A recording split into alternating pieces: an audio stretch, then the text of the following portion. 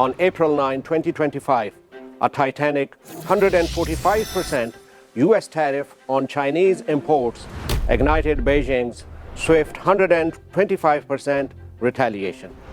This move has created a cacophony of concerns across global markets as U.S.-China tensions, once warmed by historic visits, now fray under hardline advisors and economic fears. With Europe eyeing Beijing and talk of cooperation fading, what's next? I engaged in a digital dialogue with Mike Billington, a renowned American geopolitical analyst, to unpack this high-stakes clash and its global fallout.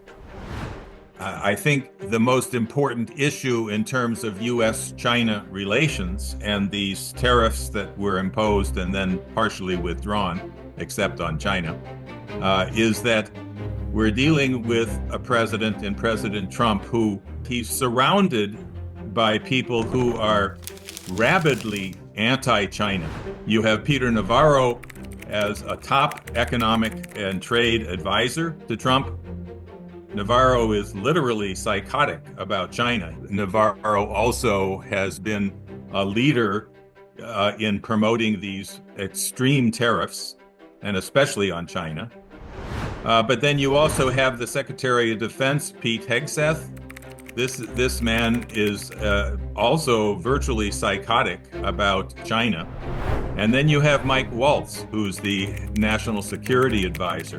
He was an aide to Dick Cheney, one of the most extreme neocons, so-called warmongers. And he was the promoter, when he was in the Congress, of boycotting the Olympics in China in 2022. So these are people who have no qualifications whatsoever on diplomacy, but are rabidly anti-China and are, unfortunately, have a certain voice. Trump's first term kicked off with a rare thaw, visits with Xi, personal overtures, and big promises. But Billington says that faded fast, driven by advisors with strong anti-China views, voices that sidelined diplomacy and favored confrontation over talks. Now, on the other side, you might remember that when he came in his first term, his initial response towards China was that he invited Xi Jinping to visit him in Mar-a-Lago. And then he visited Beijing and spent a couple of days with Xi Jinping. Xi Jinping took him to the Forbidden City. He literally gave him a lesson on Chinese history and philosophy. And Trump came back praising China and praising Xi Jinping as a great leader. Now, all of this is going on at the same time.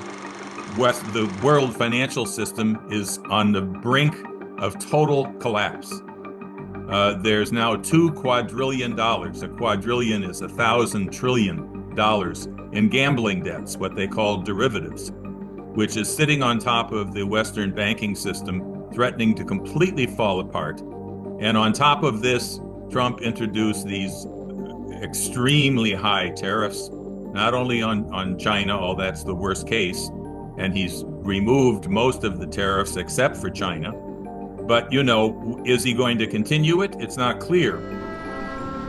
The economic crisis in the West is very evident, and these tariffs, I think, have properly frightened people around the world.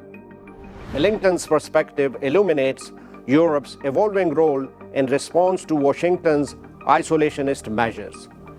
As U.S. policies marginalize longtime allies, European nations are decisively courting Beijing to forge stronger strategic ties. The overarching question remains, will the U.S. shift toward cooperation, perhaps by embracing China's development model as seen with the Belt and Road Initiative, or will its confrontational stance further destabilize the global order? I think even the Europeans are now trying to improve their relations with China, and I think it's in part because they see that they're being targeted by the United States, and they're probably going to lose the support of the United States as the bedrock of NATO and so forth. And I think the fact that most of the countries are willing to talk to the United States and to negotiate on what to do about these tariffs, that's probably, they have no choice. They really have to do that for the betterment of their people. Well, I think we have to be hopeful that Trump will recognize that we need to negotiate. He did say just the other day, I heard him say, just listening to him speaking at a news broadcast, that he recognizes that Xi Jinping is a brilliant person. And if he restores his earlier vision of U.S. and China cooperation and has respect for China's sovereignty, that's a first step to avoid the disaster.